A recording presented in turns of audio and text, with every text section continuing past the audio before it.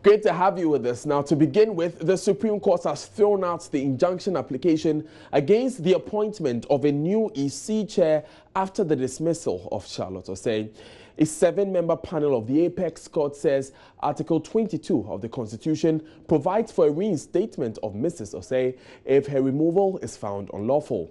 A citizen, Fafali Nyonato, is challenging the removal of the former EC boss, but while that case was being determined, her lawyers prayed the Apex Court to restrain the president from making a new appointment. Now that the court has decided on this application, Deputy Attorney General Godfrey Dame has said the president is likely to confirm nominee Jean Mensah's appointments in 24 hours. Parker Wilson was in court for Joy News and joins us on phone. First of all, Parker, throw more light on this decision made by the Supreme Court to quash Fafali Nyonato's application.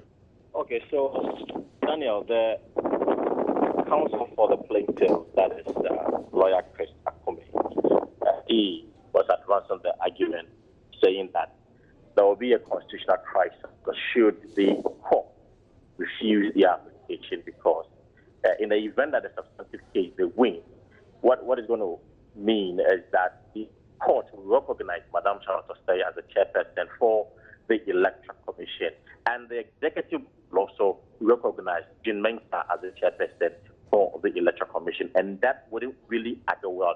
But the word that he used was that it will be an insult to the rule of law, and that he was only praying to the court to quickly adopt the application and then granted their application for them. Now the counsel for the defendant, and here the Deputy AG Godfrey Dame advanced his argument by saying that the plaintiff has nothing to lose if the court refuses the application because the plaintiff is only fronting for just one person, the benefit of an individual, and here the individual is the chairperson for the Electoral Commission. In fact, the judges did not agree with him on that basis because the judge said that for constitutional matters, there is no beneficiary. Whoever benefits from the constitutional matters indeed is the Constitution and not an individual. So that argument cannot be held by the court. But again, he said that, well, what he wants is that the court should grant their application by giving the president the permission to continue with the process. And indeed, the court stood down for about close to 15 minutes before coming out to give its verdict. And in its verdict, clearly it said that, well, they are giving the president a go-ahead to appoint the Electoral Commission. But if the substantive case is heard, and indeed what the plaintiff is asking for is determined by court that the removal of Charlotte Osei was unconstitutional. The Constitution creates the platform or the premise for the reinstatement of Madame Charlotte Osei. And so that was the reason for their ruling. Great. Now, tell us about that conversation you had with Deputy AG Godfrey Dame after this ruling. Well, he was saying that now they have the leeway. I mean, the president and the government has the leeway or the go-ahead to quickly appoint the new AC boss. And here is Madame Jean Mensah, because we are told that the Council of State has responded to the president and they have agreed that Madame Jean Mensah should be the chairperson for the Electoral Commission. So Godfrey Dame says that within 24 hours, since that determination has been made by the court, the president is likely to appoint Madame Jean Mensah as a new chair for the Electoral Commission. Did we get a reaction from Fafali Nyonato and her lawyers? In fact, I tried to speak to Chris Akome, who is the lead counsel for Ms. Nyonato. Well, he declined to speak to the matter. He said that he is going back into his chamber, and in due time or in due course, he's going to get back to them. Yeah. Thank you very much, Parker Wilson, for that in-depth report there from the court. You're still watching Joy News today. I am Daniel Odaze. Let's move to other stories now, because Senior Minister Osafo Maafo says 15 projects have been approved for financial processing for the One District, One Factory policy. Addressing business persons at the Graphic Business Stanbic Bank Business Breakfast meeting earlier today, he added that the Akufo-Addo-led administration is paying attention to the manufacturing sector of the economy in order to achieve economic stability. When His Excellency President Nana Akufo-Addo was being inaugurated, in his speech, he talked about his transformational agenda is anchored on the following thematic areas. His transformational agenda is anchored on these 4 thematic areas. 1, microeconomic stability and debt sustainability. You cannot have a manufacturing sector without macroeconomic stability and debt stability. As a country, you can't. The second thematic area Nana Addo mentioned was infrastructure development. An important infrastructure like power must not only be available, but available continuously and at available price. We must create the micro environment to promote manufacturing. And I think this government is doing exactly that. People may ask, what has happened to the 1D, 1F in terms of actual implementation? So I just talked to the Ministry of Trade and Industry yesterday to find out what is happening to our 1D, 1F. Not only the policy, but in terms of implementation. The policy has come up all right. Now, I'm reliably informed that so far, the ministry has received 781 expressions of interest, out of which 632 have been reviewed, and 332 are currently being processed for financial support. So far, 15 projects have been approved for implementation under the 1D, 1F. And we are happy to say that a number of banks have shown keen interest in the support. We expect that by end of this year, 50 of those which have been appraised will be in production. GCB has agreed to make available to support the 1D, 1F, 1 billion cedis. UBA has agreed to support by 880 million, ADB 200 million, Exim Bank 103 million, UMB 440 million, SGSSB 25 million. We continue to count. Other banks are discussing with us. These support will be appraised by the banks themselves. It is not the government that will impose the disbursement of these monies on the projects. The projects will have to be appraised by the banks and let them be bankable by the definition of the various banks. Because the 1D, 1F is all in the domain of the private sector. It is not in the domain of government. What the government has decided is that the government will absorb 50% of the interest rate on these 1D, 1F companies. Now, as discussion on the double-track system rages, members of academia are cautioning government about the dire consequences it will have on tertiary education in the near future. President Akufo-Addo over the weekend stated government will not be distracted by the criticism and that, contrary to the fears expressed, the system would rather lead to an increase in the quality of teaching and learning. Former Vice-Chancellor of the University of Ghana, Professor Ivan Adai-Mensah, who warned government earlier about the wholesale implementation of the free SHS policy rather than allowing parents who can pay to do so, has described as unfortunate attacks on those who have publicly criticized the double-track policy by members of government, including the president. Well, at the moment, if you look at it critically, it looks as if it is one of the few options left. Time is short. Come September, schools are beginning. But it has its possible consequences, if I may say so.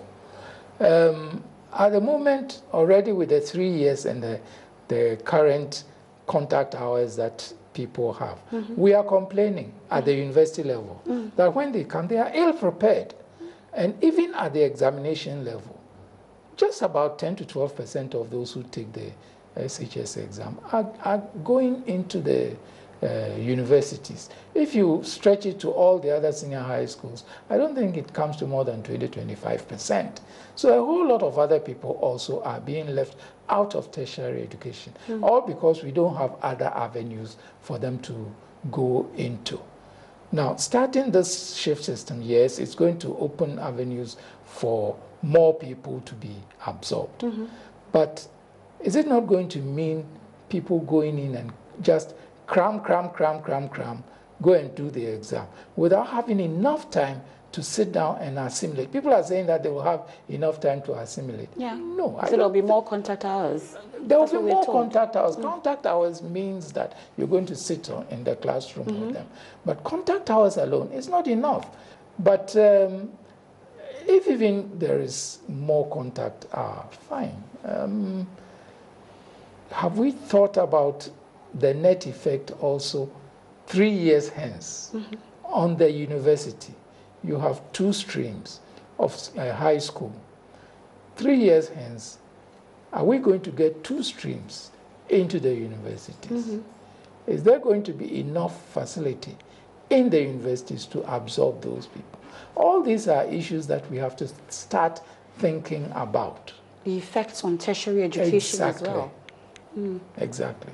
But do you get a sense that that has been thought about? Or we're just thinking about getting students into the SHS without thinking about the tertiary? I think we didn't even think of it when we started the secondary level one a year ago. This thing has come as if it was not foreseen. And we're doing the usual fire service solution approach, you know. But it could have been foreseen, and it was foreseen because it was one of the possibilities that I mentioned when I met the committee. And a few days ago, I talked to one of the members of the committee, and you were talking about Estonia. All he said, "Oh, Ivan, say it will be." And I said, "Well, it doesn't really matter. But the problem has arisen. We have to solve it. And this is one of the ways that we can tackle it. Whether it is the best way or not, only implementation will prove it." Now, Prof. Dimensa also says the time has come for governments to rethink the entire free SHS policy.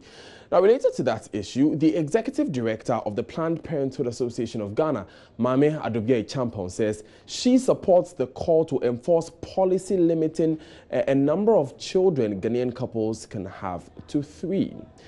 The family planning experts believes the challenges with some social intervention programs as a result of population growth outstripping the country's resources. We will be hearing from her and another expert shortly. But here is the National Executive Director of the National Population Council, Dr. Letitia Adley-Dapia, defending her position on the subject. Dr. Apia's call to enforce the policy was sharply criticized, but the NPC boss says she still stands by her comments. She's been speaking to Maxwell Agbagba. Well, I think I still stand by it because life is full of caps all over. You know, even your BP has a cap. Your height has a cap. Your weight has a cap. You know, you can decide to go outside the cap and bear the consequences. You know, I don't think that taxpayers' money should be made to support people to have 10 children and then in the process die and leave orphans for us to take care of them. And again, now in the last budget that we read, we're talking about a luxury tax. I don't think that if I don't have a luxury car, I'm not earning 10,000. But if I were earning in the luxury tax, I don't think that I would want that money to be spent on somebody who's going to have a 6-7 child. No, I don't think that's how I want my money to be spent. And I don't know if you middle-class people, that's how you want your money to be spent. You know, because seriously, you bear the brunt, most of the brunt. You pay for the free SHS, then you take your children to private schools. You pay for NHIS, then you go to private hospitals because the places are crowded. And as if that is not enough, when there's a problem in your family because you are okay, they look up to you to support. And then if, God forbid, they die, they still come to you to fund that. And then when the woman is going to give birth and unfortunately dies in the process, you, after burying her, they bring the children again to you to take care of. Because human beings, when you leave us on our own, it could be a little chaotic. And for education to work, we need that. You know, there's a woman I know, one of my nephews told me, he's a teacher, and he says there's one woman who has a child in class 1, class 2, up to class 6. The children come to school hungry, and no books, no pen. You cannot get educated on an empty stomach. Now let's hear Executive Director of the Planned Parenthood Association of Ghana, Mamia Dobie Champon, saying Ghana's challenges with the implementation of some social intervention programs as a result of population outstripping the country's resources. For us at PPAG, we feel that population issues are development issues. The number of people you have, or the number of population, the population you have determines, you know, your development pathway.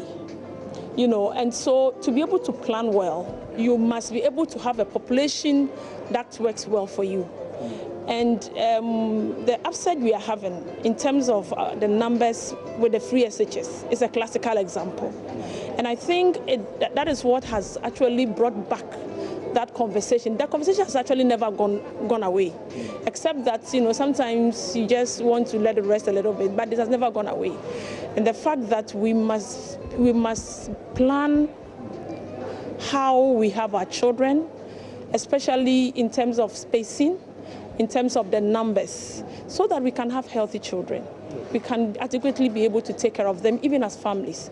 And then the nation can also adequately plan towards social intervention activities and projects, but also in terms of policies and strategies that would advance our development. Now, a family health physician and the man referred to as the father of family planning in Ghana, Fred Sai, supports the call for the enforcement of the policy, but says government must properly sensitize Ghanaians on the importance of family planning. To make for the people to understand, several things have to happen. You should make education reasonably accessible, which we are trying to do with the SHS program. You should make other information about health and children's health, especially maternal mortality and things like that, easily available. And NHI, when President Kufuor introduced it, was one of the things. Maternity was made free, you remember that? Well, if you make maternity free and you don't make family planning available and set the reasonable, then what you are saying to women is, just have the children. Society, the country will help look after the children, but society will not be able to look after so many children all the time. And the children have to be educated, they have to. So what other countries did was to see to it that, as I said, education was accessible and free. Family planning services and information were very much understood and accessible for everybody. And then the services were free, but they were free for up to a certain number. Singapore, when they did this, if your first 2 children will be having everything free, including maternity care. But after number 2, you have to take care of them yourself. You pay for education and so on. And all she is suggesting is, let's make this a social goal. Let us do the things like education and women's empowerment and so on. But you cannot go on and develop the country with roads and all the things we want to see in the shortest possible time if you make fertility just a number you want, anytime. Still watching Joy News today. I am Daniel Dazis. Just gone by, Supreme Court quashes Ghanaian citizen Fafali Nyonato's attempt to restrain President Akufo-Addo from appointing new Electoral Commission chair. We brought you details of that decision the Apex Court came to minutes ago.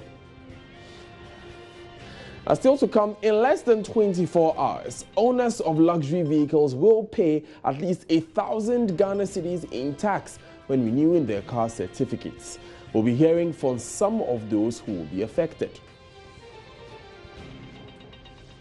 All that and more coming up in this bulletin. Stay with us.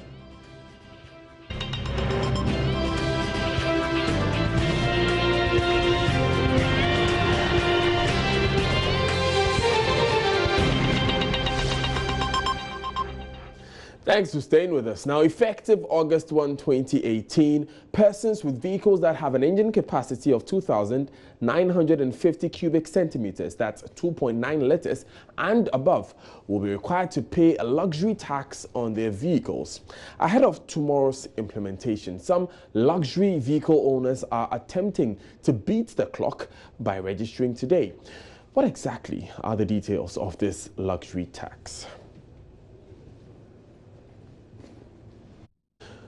Now, as you said, effective Wednesday, August 1, 2018, the luxury vehicle tax will be implemented. Now, Parliament says it passed this vehicle levy into law on Saturday, July 28, 2018, to impose an annual levy on vehicles with high engine capacities.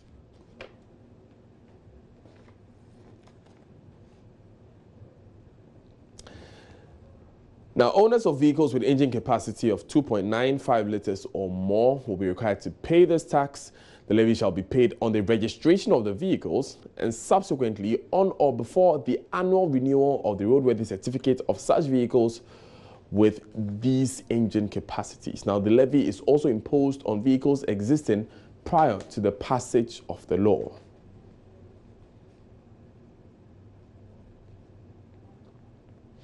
So here we have some payment details of the various engine capacities. So if your car is between 2.95 and 3.5, you have to pay a levy of 1,000 Ghana cedis. If your car is between 3.55 and 4.0, you would have to pay 1,500 Ghana cedis, and above 4.0, you'll be paying 2,000 Ghana cedis.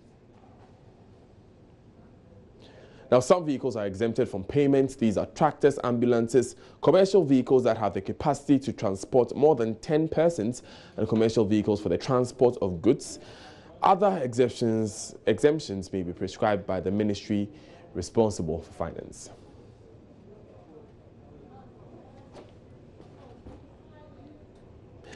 Now, Ifwa Evans Chinwe is at the Private Vehicle Inspection Center at La, and she reports some drivers are furious. She joined us on the line to tell us more. Ifwa, tell us about this interaction you've been having with the owners of these vehicles. Yeah, hi, Daniel. Yes, some of these vehicle owners with high engine capacities are angry and disappointed with a new luxury vehicle levy, which takes off tomorrow. I've been speaking with a few of such people, and they say they still do not understand why they have to pay 1,000 or 2,000 Ghana cedis for vehicles they drive. At one of the private vehicle inspection centers here in Accra, owners of these vehicles were there to renew their roadworthy certificates before the levy takes effect from tomorrow. One of the drivers actually said he was going to park his four-wheel drive and start using one of the salon cars, so he's paying the levy from next year. Others also say they find it ridiculous to pay such huge amounts when our roads are terrible. So essentially, there's a rush to get vehicles with high engine capacities roadworthy certificates renewed before the 1st of August 2018. Also, drivers of these vehicles want some clarity on what government terms as luxury vehicles. Evans Chinwe, thank you very much for that update. Now let's move on. Two metropolitan assemblies in the northern regional capital, Tamale, placed last and second to last in the 5th edition of the Open Defecation Free ODF League table. The Tamale Metropolitan Assembly and the Sanarigu Municipal Assembly are among assemblies with the highest percentage of people who defecate in the open. The Tamale Metro Assembly has for 3 consecutive times been last, moving just 1 slot up this year, with the Sanarigu Municipal Assembly moving from 3rd to last in 2017 to the last position this year. Martina Bugri has more. The Sanergo municipality has just 2 open defecation-free communities, whilst the Tamale metropolis has just 4, reinforcing their current positions. The Tatale, Sanguli and Mian districts continue to maintain the first and second positions as district with least open defecation in the area.